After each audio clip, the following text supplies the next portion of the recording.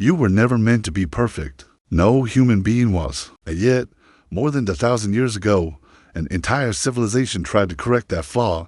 They believed weakness was a defect that could be cut away. They believed emotion was a liability. They believed love, mercy, hesitation, those soft human instincts were obstacles standing between them and survival. So they built a system to erase them.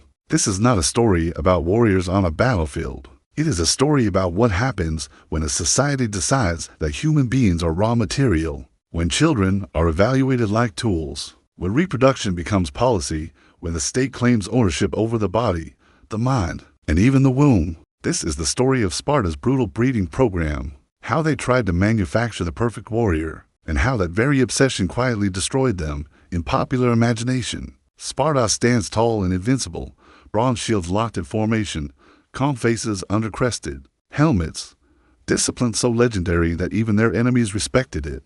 But most people begin the story at the battlefield. They begin too late.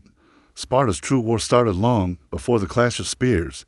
It began in silence, in cradles, in marriage chambers, in private decisions that were never truly private. Because Sparta did not simply train soldiers, it engineered them to understand why. You have to understand fear. Sparta was not a large empire. It was a small ruling class surrounded by a massive enslaved population known as helots. These were conquered peoples, forced into agricultural labor, who outnumbered Spartan citizens many times over. Every Spartan adult knew the truth. If the helots ever rose together, the Spartan system would collapse in days. Revolt was not a distant possibility. It was a constant shadow. Imagine living in a house where you are heavily outnumbered by people who resent you. Every meal you eat is grown by hands that remember freedom. Every field you pass holds workers who could overpower you if they chose to. Fear became policy, and policy became biology. When a baby was born in Sparta, there were no celebrations, no immediate naming, no automatic belonging. The child was inspected. A council of elders, men hardened by decades of warfare, examined the infant's body. They were not physicians in the modern sense. They were veterans. They knew what limbs break in battle, what lungs fail under exhaustion, what frailty looks like when survival depends on endurance. If the child appeared strong, it was returned to the mother.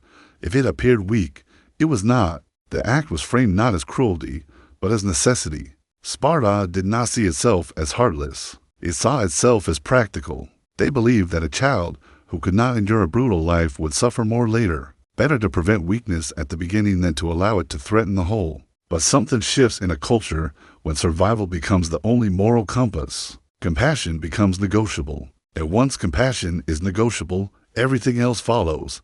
This filtering did not begin at birth. It began with marriage. In Sparta, marriage was not a romantic union. It was a civic responsibility.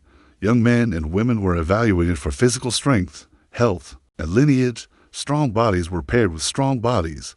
The goal was not compatibility, it was probability of robust offspring. The state involved itself in the most intimate human decision, who may reproduce. Personal preference meant little compared to collective survival. A healthy lineage was an asset to the city. In certain cases, if a man was considered particularly strong or accomplished, arrangements were made to ensure his genetic traits were passed on, even outside traditional marital boundaries. These were not scandals.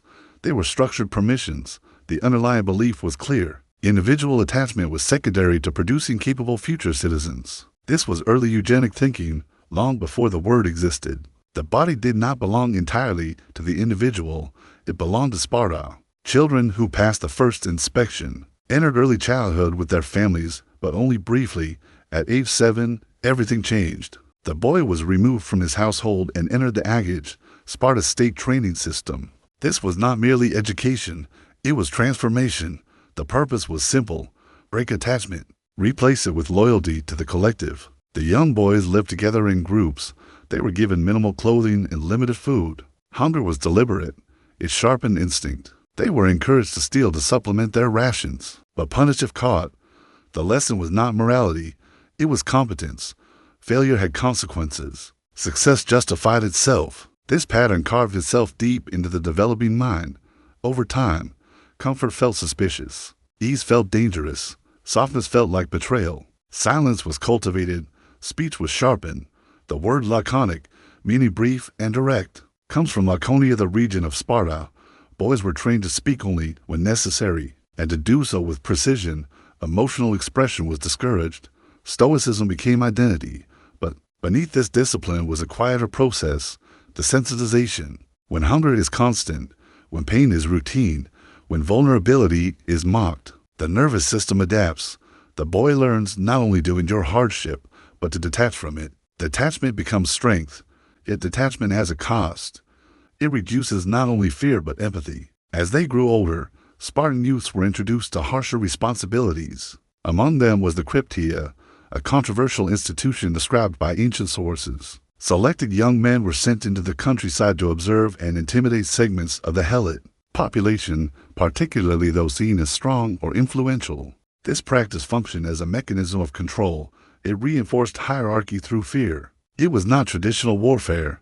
It was psychological dominance. Imagine what this does to a young mind. To be told that survival depends on preemptive intimidation, that suspicion is wisdom, that mercy may invite rebellion. Over time, the distinction between protection and oppression blurs.